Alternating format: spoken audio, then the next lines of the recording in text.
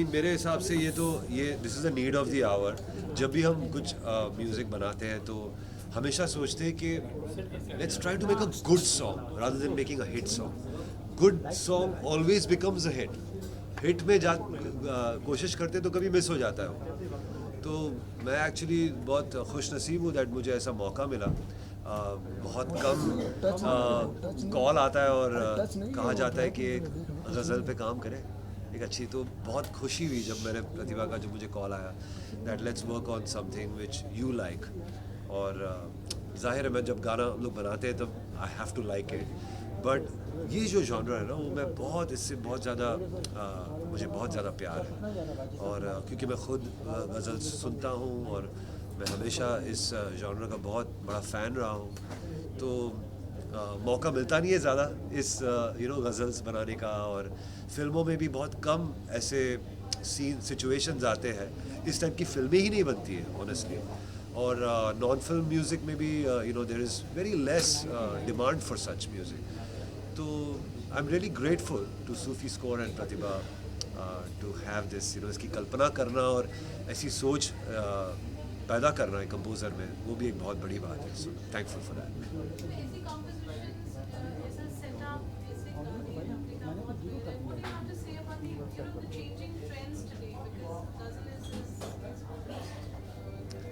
थोड़ा माइक से क्लोज आ जाइए. ये मैं नहीं मानता हूँ. ये चीज़ जो है ना ये जॉनर जो सदियों से चलता आ रहा है और चलता रहेगा. I mean from you can say from Ustad Bade Ghulam Ali Khan Sahab to Mehdi Hasan to to Ghulam Ali ji to Jagjit ji. It's a tradition and now beautifully जो ये टॉर्च बेरर्स है वो प्रतिभा है, पृथ्वी है, जाजिम है.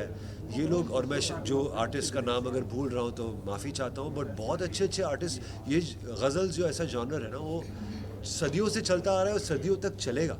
इसमें poetry का बड़ा वो है बहुत बड़ा हिस्सा है. Ghazal meaning mainly it's centred around words and poetry and that leads to the question to थुराज. हाँ जी नेचुरल लगता है.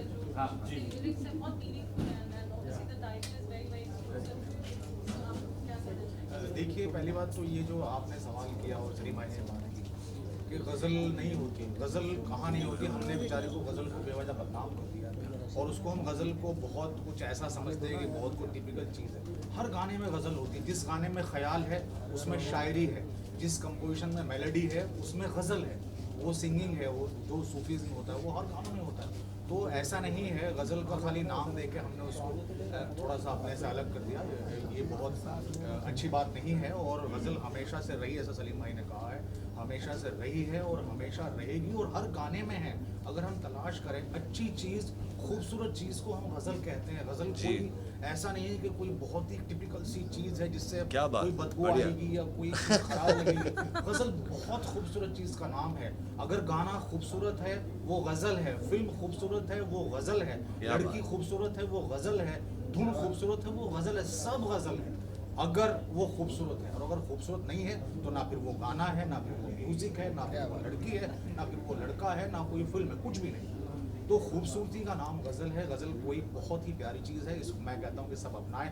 और बहुत बहुत शुक्रिया सलीम भाई कि आपने इस फॉर्मेट पे काम किया. और प्रतिभा जी बहुत शुक्रिया आपने इतना अच्छा गाया. सर आपने इसको इतना अच्छा जो है वो डायरेक्ट किया और मैं खुश हूँ इससे. और हमेशा से ये काम होता रहा और हमेशा आगे बहुत होगा क्योंकि अच्छाई हमारे यहाँ ज़्यादा है और बाकी की चीज़ें कम है. वो हर दौर में रही हैं और अच्छी चीज़ की ताकत ये होती है वो बहुत दूर तक जाती है. इसलिए सदियों से ख़त्म ही नहीं हुई.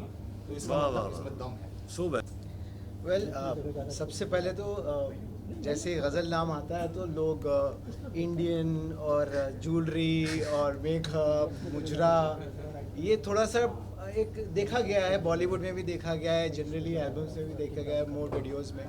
तो इसको मैं कुछ बिकॉज इमोशंस की कोई भाषा नहीं होती. इट्स मल्टीलिंग्विस्ट. तो इसलिए सोचा कि इसको कुछ अलग तरह से पेश किया जाए. कोई अलग स्टोरी लाइन बनाई जाए. कुछ ट्राई किया जाए. एक्सपेरिमेंट भी करना था. But at the same time maintaining the depth of the composition, the words, the gravity of the whole song. I wanted to maintain that and not make some fancy kind of video, you know. So it was very challenging for, I think Pratibha also did a very controlled performance in this video. Control the emotion. कभी कभी क्या होता है कि रो के sir पटक के इस तरह से इमोशन दिखा सकते हैं. True. If you're sad, you know, you do a lot of things today, nowadays it's a trend, hysteric, you get hysteric, but इस subtle way में control करके flat expression, flat face रख के उसको project करना आँखों से naturally, that is commendable, and I think she did a fantastic job and made everybody's life easy on the set. Absolutely. So I think the due credits to, honestly, the song, the composition, the lyrics, the singing. Same with the singing. performance. Studio में जिस तरह से प्रतिभा Yeah. ने इसको इतनी आसानी से गाया है ना, कॉम्पोजिशन इतनी वैसे आसान है ही नहीं, मैं नहीं कहूँगा because बिल्कुल उन्होंने बिल्कुल बनाया। आसान नहीं But the way she sings it, it's very effortless. Yeah. गायकी इतनी मतलब शी सो तैयार दैट वो कुछ भी जब गाती है तो बहुत सोच के और बहुत उसको फील करके गाती है. सो दैट इज ये बहुत ही एक अच्छी क्वालिटी है. First of all, I missed out on 2-3 names earlier. I'd like to mention them. Very very integral part of the production, that is Gaurav Vaswani, without whom we could not have done it. And Deepak ji के वो एकदम साथ में डटे रहते हैं. So Deepak ji and Gaurav ji ने साथ में इसको मिलकर प्रोड्यूस किया. गौरव ने दीपक जी को डेफिनेटली उनके साथ मिलकर प्रोड्यूस किया है, and it was definitely Deepak ji's idea and his vision. Also then there is Prashant in this ghazal. हमारे बहुत अच्छे तबला प्लेयर हैं. And then entire 7 Heaven studio team.